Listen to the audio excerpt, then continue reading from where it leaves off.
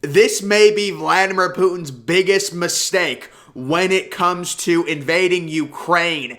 And it's not what everyone thinks it is. It's not underestimating the Ukraine, because the Russian army and the Russian generals and Vladimir Putin himself have definitely done that.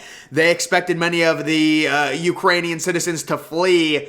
Many of them have stayed back to fight. But guys, kind of an underrated aspect of this, and definitely something we're going to have to speculate on, because you're never going to get a real answer out of Russia, or an actual, legitimate survey out of Russia. But Vladimir Putin did not convince his citizens that this war was worth fighting. And it seems like, and this is speculation because we'll never know, you can see the marches, you can see the people on the street in St. Petersburg, Russia, in Moscow, protesting that. We don't know if that's how 10% of the population feels, how 50% of the population feels, or how 75% of the population feels. But there is a vocal amount of people within Russia, the citizens in particular, who simply do not agree with this. And it's shocking to me how Putin and how the Russian government, who has a lot more control over their people than, let's say, the American democracy, how they couldn't convince over 2 or 3 years that Ukraine was worth invading. When you make a decision that you're going to invade the Ukraine, this is a long process, long drawn out process, and there needs to be what I consider an indoctrination period, to where you get the citizens on your side and you convince, it doesn't have to be all of them, but you convince the majority of your citizens that invading Ukraine will be good for the Russian Federation.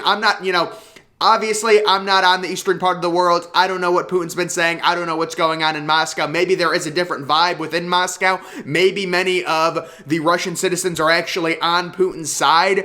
But it just seems like this whole thing was done almost half-assed. Like, he just said, you know what, we're going to invade them. We'll make up something. Now the whole new talking point with the Russians is, they thought Ukraine was going to join NATO, which makes absolutely no sense.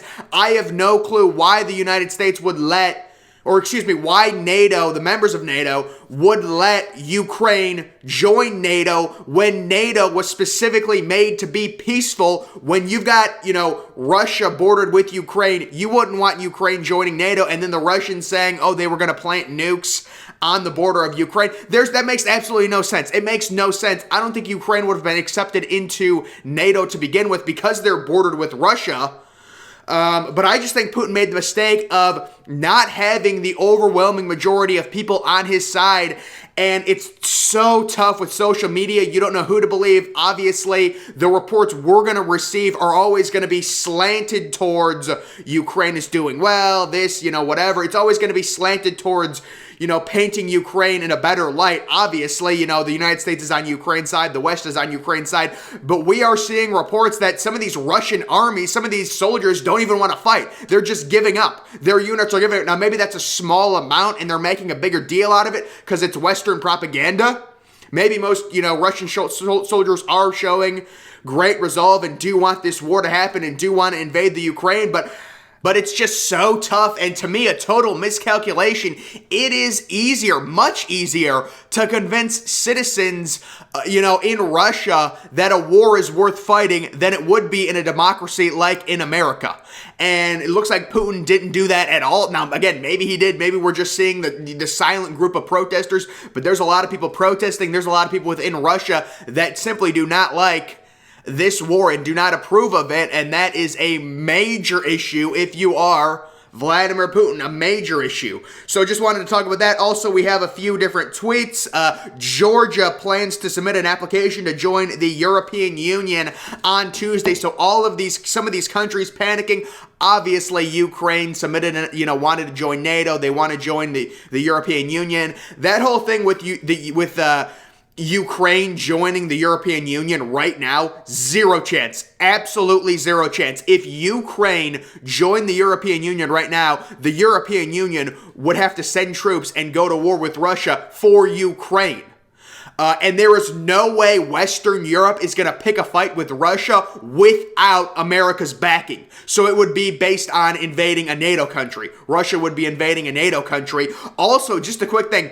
I was looking at a map and I did not realize just how big the Ukraine was. If Russia takes all of Ukraine, that's going to be major issues for Western Europe, major issues. But again, that's their issues.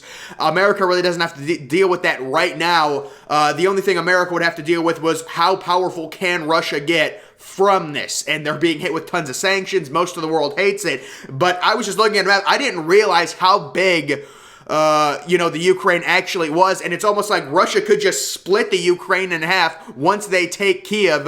We'll have to, I don't know what Putin's plans are, but it's just such a bigger country than I thought when it comes to invading it.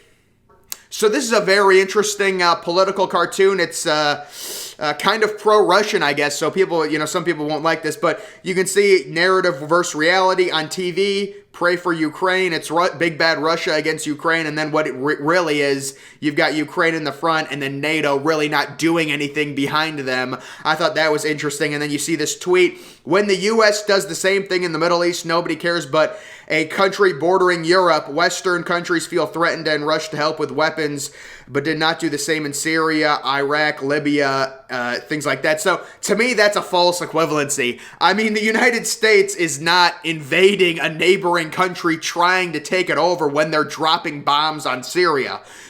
People are going to have their opinions about what the United States does when it comes to their military actions in the Middle East. We've had a rough history with it. We drop bombs, things like that. Biden does it. Trump did it. Obama did it. Bush did it. They all do it. But that's just, to me, a complete false equivalency. We're not, forcefully invading another country in hopes of taking it over and ruling over the citizens while installing some sort of puppet government, while also being landlocked with the country. So this would be just an extension of territory for Russia, as it seems like they are trying to get the Soviet Union reconnected and back together. This could just be the first step in Putin's process.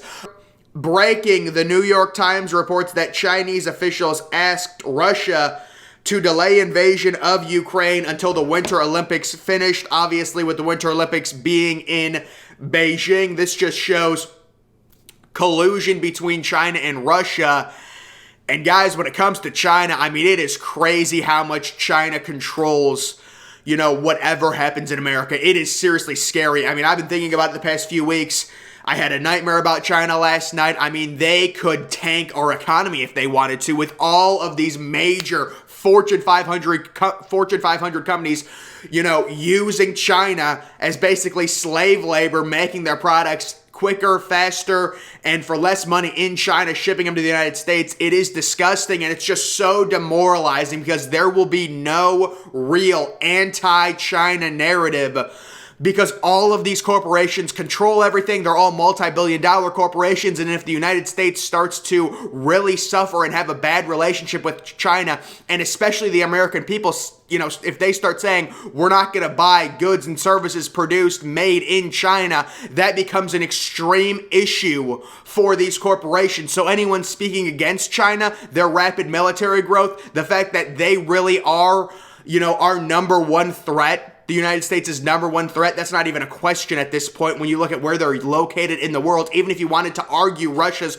more of a threat, just look at where they're located geographically. China, right on par with Russia, spending way more with the military budget, trying to catch the United States, proclaiming they're going to pass the United States by 2050, but it's like any sort of narrative that's anti-China, or we should really be worried about this and do something about it, it's going to get shut down because these major corporations are in bed with China, and that's really how they mark up products. That's how Apple does it. That's how Nike does it. That's how big corporations do it. The United States doesn't allow this slave labor where, you get people working for $1, $2, young kids making, one certain thing that goes with the iPhone, making laces for shoes, for Nike shoes, things like that. It is just so crazy, and China can really control our entire economy. They really can, and it's demoralizing to think about, and it's scary to think about what China can do, the influence that can have with very little detection, very little anti-American sort of propaganda, because anytime anyone's going to say something that's anti-China, these big corporations are going to shoot it down immediately because they want to be able to mass produce these products and mark them up at ridiculous prices in the United States. You got to produce, make it cheap in China, bring it to America, sell it for more. It's what they all do. And if something were to happen to where American and Chinese relationships got severed and you turn the American people against the Chinese and they start saying, we're not buying crap from China, you need to produce it in America, or you need to produce it somewhere else that's closer to America, that becomes a major issue for these corporations, and they're just not going to allow any sort of anti-China sentiment to come out. So right now, the world is against Russia. Once again, guys, a major mistake that I think Vladimir Putin is making. Again, this is just speculation. I mean, we really don't know. The Western media is obviously going to be they're going to spin it. They're going to show all these protests and say everyone hates Putin in Russia. We really don't know if that's the case or not. Now, it might be. Or it might be a little both. There might be support, there might be hate, but when you see reports of these different military units who go into Ukraine turning back and saying, we don't even want to fight in this war, that is a major issue. And whenever you go into a war, there's got to be a preparation and there's got to be a reason and a cause that your people can get behind. Your soldiers, normally it's easier to convince the soldiers because you're saying, do your job for the Russian Federation. But even some of the soldiers are questioning this, it looks like. And then you've got all these citizens out protesting in Moscow, St. Petersburg, big time cities that Putin obviously doesn't like. He's arresting people, things like that, for protesting. So just, there's a way to do it, especially it seems like it'd be easier to do it with the current way that Russia runs their government, to where you can blame stuff on Ukraine, you can stage some sort of fake terror attack, you can say these people are horrible, look at what they've done, and build it up over 2 or 3 years and really get your citizens brainwashed sort of and indoctrinated around the point. For the good of the Russian Federation, we need to invade this country and take it over. You can't just say, oh, they're going to join NATO and then put nukes on their border. That doesn't even make sense. So I think that's a major misstep for Putin. And then obviously we know, people underestimating, how many Ukrainians were going to stay back and fight. But like I've said before, Putin needs this. He has to take Kiev at this point. It's a must for him. And again, Ukraine is so big, he might just split the country right in half at this point if he doesn't want to lose significant casualties. I don't know what his plans are once he captures the capital. That is to be determined. But I just keep thinking in the back of my head, is this the event that we're going to look back on and we're going to say, this is what kickstarted World War III? Right? We might have a year that goes by that nothing happens. But, in 20 years, 30 years, when World War III is over and hopefully the Earth doesn't get blown up, I think it's around, 50-50 chance the Earth will just get blown up from World War III.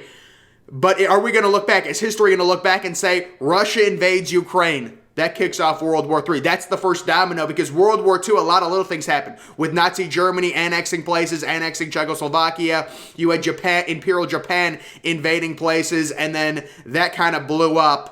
And you've got Germany, taking over all of Western Europe. And then you've got Imperial Japan ending up bombing Pearl Harbor, trying to scare America when they really just brought America into World War II. So could we look back and say, Russia invades Ukraine, that's the domino effect? It's a scary thought, guys. It's a scary thought, and nobody wants to see it happen. That's why NATO is trying to de-escalate the situation. This whole NATO agreement was based around peace.